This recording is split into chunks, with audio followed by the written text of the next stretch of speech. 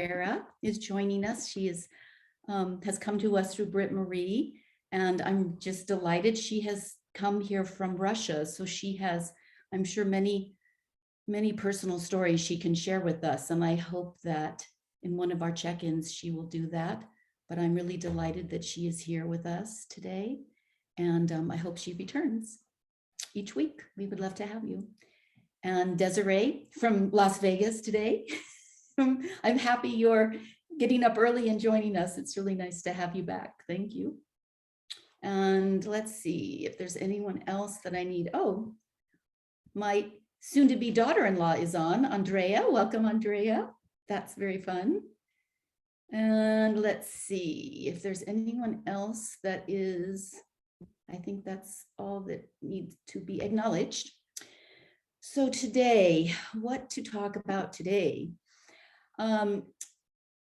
I am inspired by all the ways of expressing the divine, especially through ritual, chanting, nature. Most of you know that my background is in the Christian tradition, and that I actually received my graduate degree in theology and divinity from a Christian seminary, no less.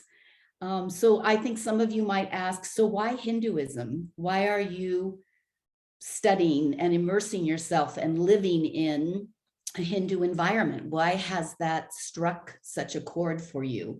And I just want to talk a little bit about that, because right now, as we spoke last week about the Kali Yuga that we're in, the time frame that we're in the Hindu perspective and wisdom teachings, is a very disruptive era, which we can, of course, we don't have to look very far to see the disruption that's happening around this planet on all levels, from the environmental to the humanitarian to individuals to politics. It doesn't matter. We can look anywhere we want. And there's just a lot of disruption. And one of the ways that the Hindu wisdom teaches that destruction takes its cycle and goes on to a beautiful balanced state is through the balance of the divine feminine and the divine masculine, that both have to come together in order for that to happen. And I don't know another tradition that really teaches that in that way. Most of them are more patriarchal, or they're very nature-based, which is beautiful. But in terms of actually invoking the gods and goddesses, or the divine feminine and divine masculine, as a unit, as a cohesive way of us being complete. And so that's one of the pieces that really appeals to me in the Hindu wisdom teachings, particularly at this time, because we are here at a very auspicious turning point in the cosmos. We're here while there's a lot of disruption around us and a lot of disappointment and a lot of concern and a lot of fear. We are here at a time where the more of us that are able to open up to the light and be willing to walk into this, whatever is happening in our local and national and international places, that we are going to help tip the scale. And so it's incumbent upon us to really look at how are we balancing? How are we balancing? We need Shakti and we need Shiva. We need to have the actual manifestation of intention, and we need to have intention. We need both. That's how we create and manifest something new. So one of the reasons, that is one of the prime reasons why Hinduism appeals to me, because it is a possibility to blend and weave together all of the attributes of the feminine and the masculine, and not be just focused on, we need to be more feminine. Yes, we do, but not that we need to be more, we need to be in balance. It's not either or, it's a balance. Hinduism also does something that I think is really important in this transition that we're in, that many of the other traditions have not developed or sustained very well. And this is the tracking of holy days and life family transitions. Hinduism, it's a festival every day around, in the Hindu world. And at first I was like, well, I just think they take a lot of vacations. Like, I couldn't figure out why there were so many days that were being celebrated. But when I started to study what was the underlying sort of reason for and what they were trying to accomplish or look at in terms of their understanding of the human experience, I saw that there are some really beautiful sacred threads that are tied through these festivals. And the notion that there's a constancy of being reminded of what we can be thankful for, what we can overcome, how we can handle difficulties in our life is actually, it's like you're sitting in the pool all the time. Instead of just going in every once in a while and saying, oh, I need a little tune-up, you're actually in the tune-up all the time. Everything in India has some sacred attachment to something. Everything from the taxi cab drivers, little puja items that are glued onto their dashboard. Everywhere you go, there's an immersion into the sacred and into life transitions. In the temple, we have so many life transitions rituals that we observe from the babies, from the first food, the first solid food that they eat, their naming ceremony when they receive their name, when they first start their education, when they go through a life change as a teenager. All of these things have transitional rituals that are around them. So the families are acknowledging the growth and the development of the family and the individual. And I think we have lost some of that in our culture. And that's one of the reasons that I feel so inspired by Hinduism, is that it connects back to the humanness of us. Another thing that I really love about Hinduism is its connection to nature, almost separate from the indigenous traditions, which we're all very tied to nature, but separate from them. I don't know another tradition that is as tied to the natural rhythms of this planet, from the full moons and the new moons and the moon, just the moon cycle as it is. They are looking, it's a constant observation and recognition of our connectedness and how we are just a mirror, a microcosm and a macrocosm of nature. And that teaching is really important for us, because if we can't connect with the whole of what is life around us, not just human life, all of life, if we can't connect with that, it's very hard for us to protect it and take care of it. We cannot be custodians of something we don't bother with.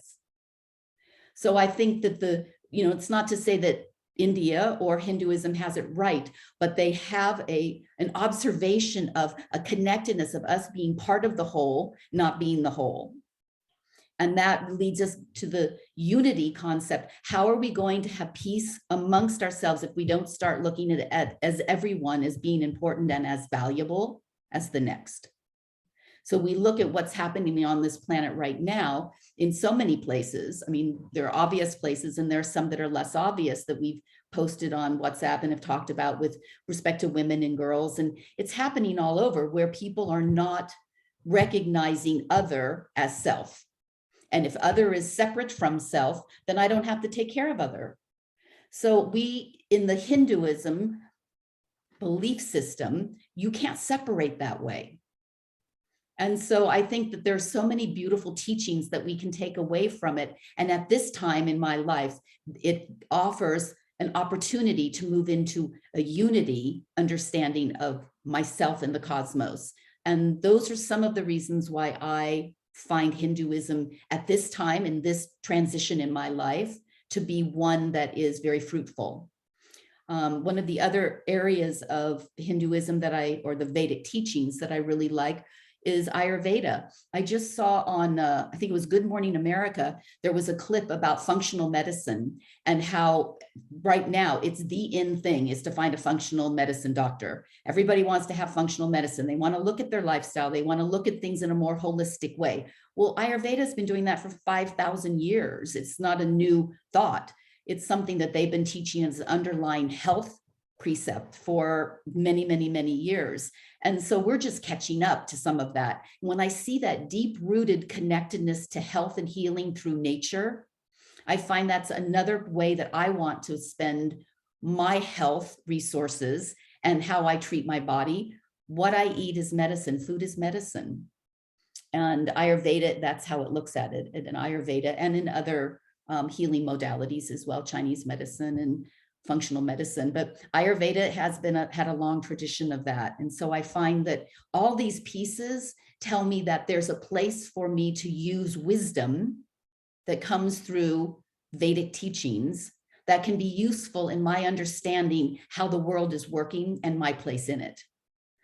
One of the things that I also love about the Hindu and Vedic teachings is the strong divine feminine. And again, it's not in opposition to the masculine. It's about bringing them into balance. We're not in balance right now. We're out of balance. And until we bring that back into balance, we're going to see this tyranny that we see, and we're going to see the conflicts that we're seeing around the world, because you can't have an out of balance leadership and find ways to solve problems that come up in ways that are humanitarian. It's really not possible. It's too one-sided. So right now, it's incumbent upon us as women. It's easier for us to develop our divine feminine and see the divine feminine in the world around us than it is for most men, not all men. Many men have a large amount of divine feminine. It's not according to men and women. Many individuals have it, and some are men and some are women. But women carry that torch more easily because we are the givers of life. And so we have an understanding of that rhythm. Our bodies are part of that rhythm. We cannot escape it. We cannot escape it. So in the Indian tradition, in the Hindu tradition, there are over 33 million gods and goddesses. So you just can't really keep track, 33 million. But I understand them, and it's taught for us to look at them as archetypes. And we have those same attributes and strengths as women as the archetypes are in the goddesses. So it's not about trying to become a goddess or looking at a goddess to pray to. It's about understanding what are the attributes and the qualities I want to utilize in my life so that I can do the work I want to do, whatever it is. Just as Sheila spoke about shifting how is holding her family in a different light. We need to keep transforming and shifting. And the only way to do that is for us to stay in this awareness of the feminine that we have to bring to the party. The mother instinct, the creation aspect, the manifesting. We're manifestors, ladies. So for us to manifest in our own lives and in the world, we have to stay on that edge. And what brought this to me is there's just so much more I want to say, but I just saw a post this week from a spiritual teacher who I really enjoy and I know very well. She's a lovely woman, Sally Kempton. Some of you may know her. She wrote a book that I have recommended before called Awakening Shakti. It's really lovely. She was a Swami with Guru Mai's ashram for years, and she wrote a lot of Guru Mai's writings or helped to write them after she would give talks and whatnot. And then she left the Brahmachari tradition a number of years ago. I think she's in her mid 70s right now. And she has been writing books on her own, Awakening Shakti. She has another book coming out on, I think it's just on the divine feminine. I'm not sure what it's called. And she teaches a variety of different kinds of classes, but she posted this week on her Instagram about a quote from Aurobindo. And he was a very famous, he was actually early more of a political activist in the time when India was looking to get out from under the British rule. He was born in the late 1800s, and in the early 1925, 1930 up to 1940, when India was really striving to move into its own independence, he was very vocal. He was a philosopher, a yogi, a maharishi, a poet, and he was a nationalist. So he was a very interesting man. And then as he aged, he grew into this spiritual guide and spiritual guru, and known very well. He has a very well-known ashram on the eastern coast of India in Pondicherry. And why she brought him up is that he wrote a book called The Mother. And he was talking about this woman, Mira Alfassa, she came to work with him when he first started his ashram. She came from France, and she was very devout, very interested in her spiritual journey. And she became a mother figure for him in terms of leading the ashram and leading the community. And a lot of his work happened through The Mother. And there are other Indian saints like Sri Ramakrishna, who had Sarada Devi Ma. She was a very big mother figure. They called her Holy Mother. That was part of the guru world before Aurobindo. But his work really, he did a lot of work in the divine feminine. That's why I'm bringing him up today. He wrote, there's a quote that she quoted, and I just want to read it to you because it struck me as being so relevant to us right now. And it is, if there is to be a future, it will wear a crown of feminine design. If there is to be a future, it will wear a crown of feminine design. And I think that he said, this is the time when demonic forces are unleashed. This is when it's a highly accessible time for us to move into our evolution. It's like when things when they get to the boiling point, there's more opportunity for us.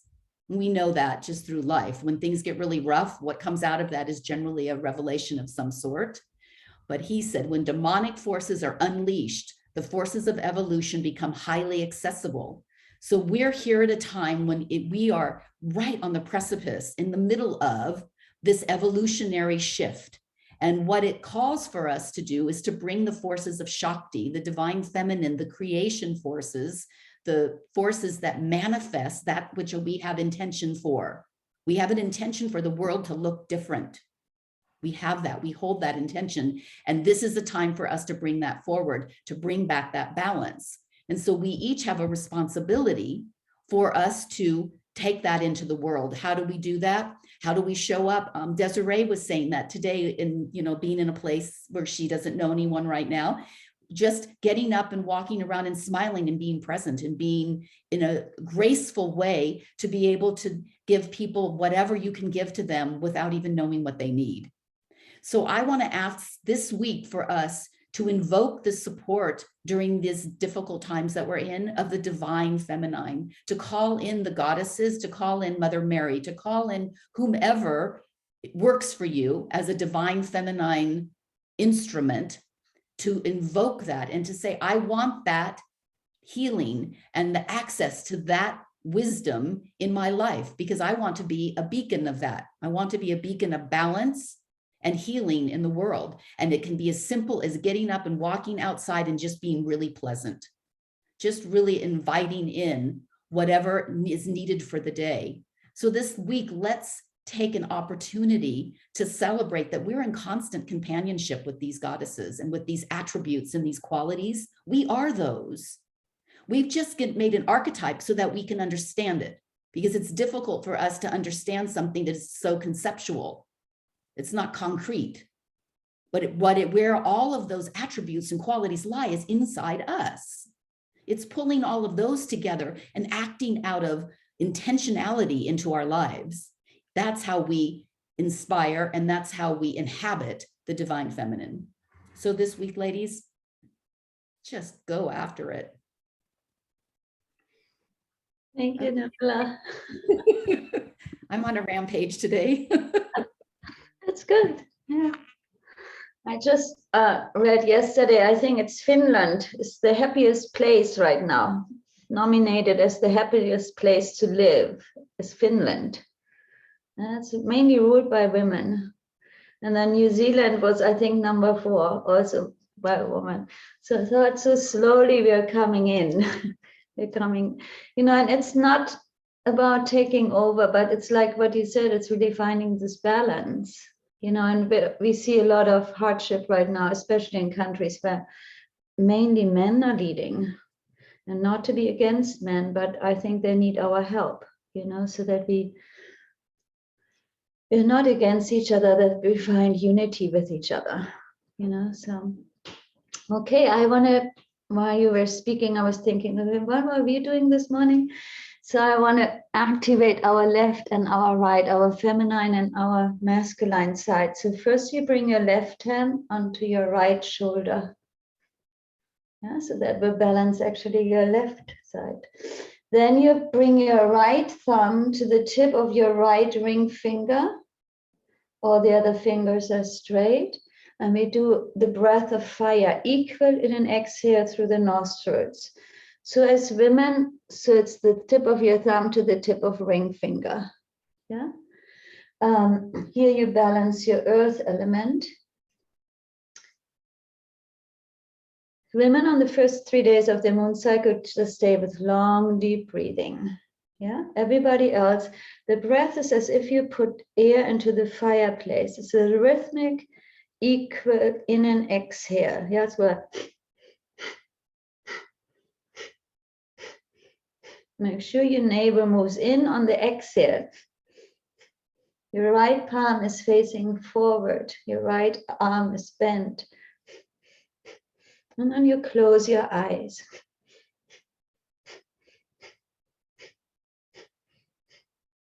We're stimulating the opposite sides in our body. We're cleansing our sinuses. A lot of cords are going around these days.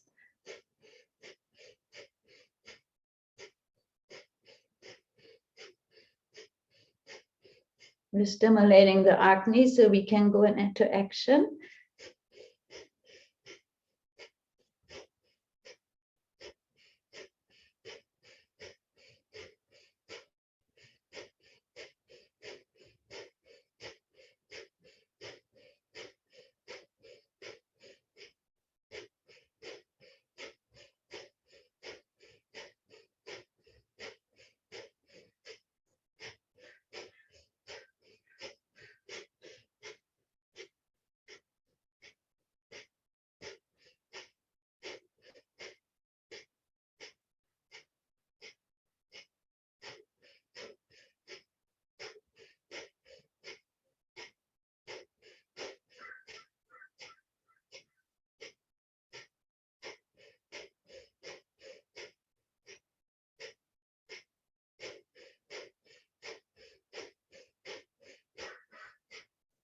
We take a deep inhalation.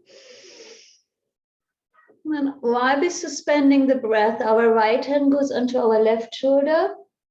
Left palm is open, facing forward. Tip of the thumb touches the tip of your left ring finger. Exhale and go back into the breath of fire.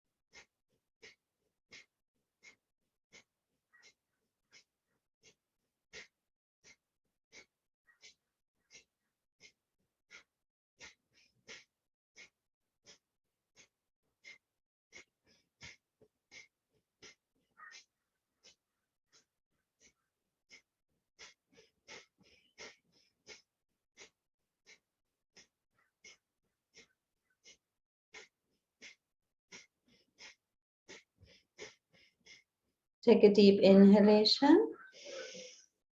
Suspend your breath. Bring your right arm out to the side again. Same mudra, tip of your thumb. So both arms, both hands in the same mudra. Exhale into breath of fire. Last round.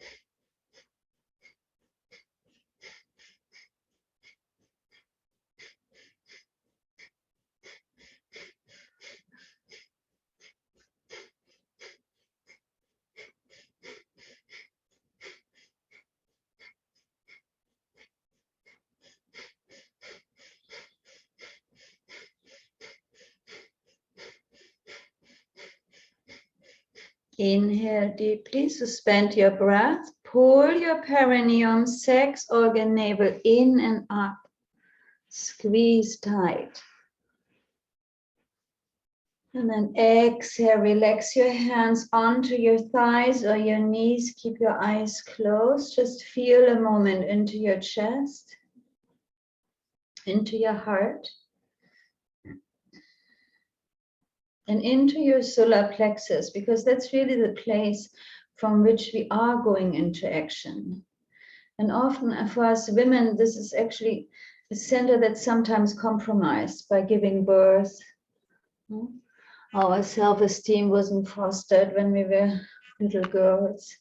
So the breath of fire always activates the center and helps us to digest life much more easy. Now we bring our knees further apart on the chair or on the ground. We bring our arms up, bring the arms as far back as you can. Lift your chin, chest here. That's your inhale through the nose. Exhale through the nose while you cross your arms in front, tuck your chin in, put the hands on opposite knees. Inhale, come up. Make sure you switch the cross when you round forward. Each time, switch the cross so that we stimulate both hemispheres of our brain, bringing balance in again.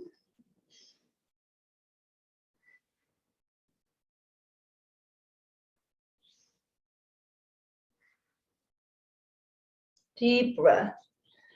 Feel how you're lifting your diaphragm. How you're expanding through your rib cage. The opening of the lungs. The stretching of the meridians. Round as much as you can and then arch as much as you can. Creating the flexibility in your spine.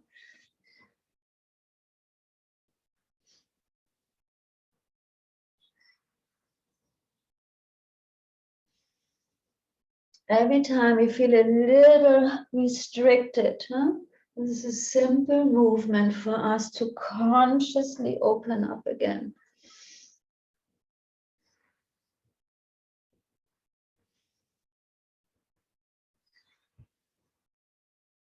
Last 3.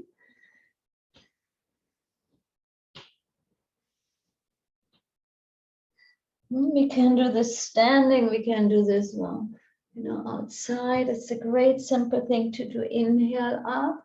Now bring your hands behind you, arch your spine a little more. Drop your head just to your own ability. Inhale through the nose, exhale, open mouth.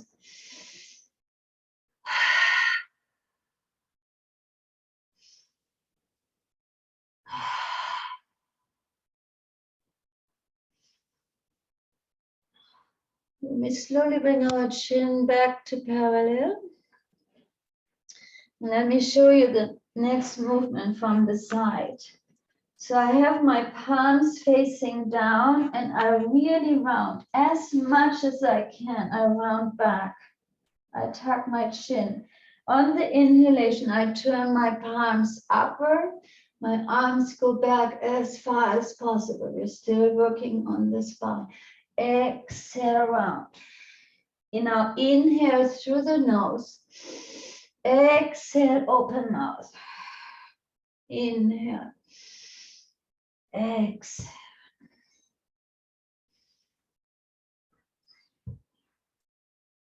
Allow yourself to make a tone when you exhale. It could be like, whatever you need to do to set yourself free this morning.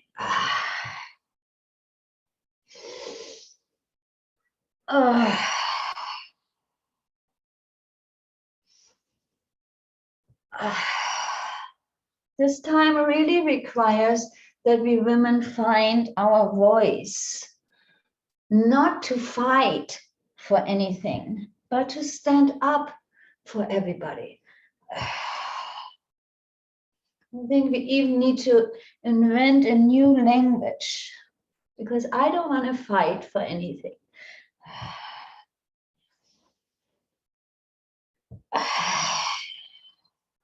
Good, last 3.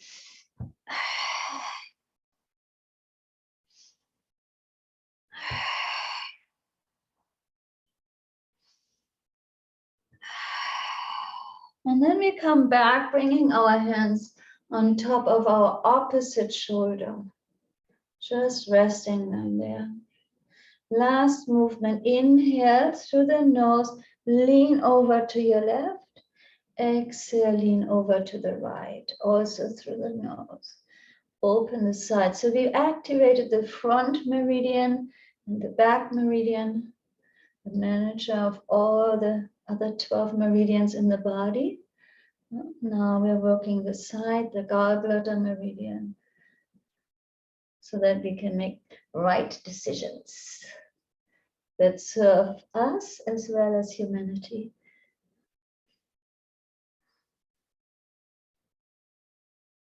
Let's just sway from side to side.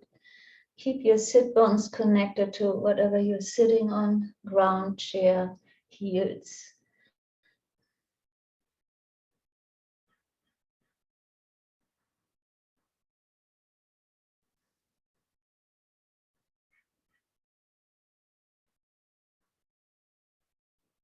Good, one more time, from side to side.